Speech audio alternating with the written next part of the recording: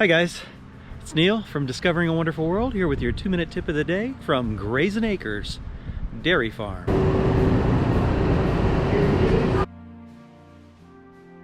Feeding the cow. Yes. Good job. How was it, Jess? Good. Grazin Acres is a harvest host site, so we're here for a free stay for the night, and we get the bonus of having a live dairy farm. This is a working dairy farm. They get about 1,000 gallons of milk a day on this farm. One thing pretty interesting about Grazin Acres is, see, all these cows have names, and they automatically go to their spot when it's milking time. So they all know where to go.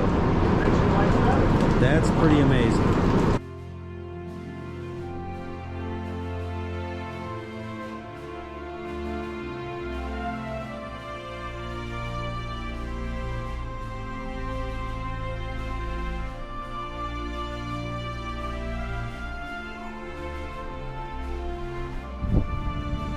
So you can see that big building off into the distance.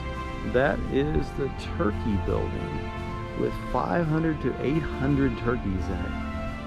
Hi guys, so whether you want to see a working dairy farm or just get some meat, because the meat's amazing here, stop by Grazin Acres.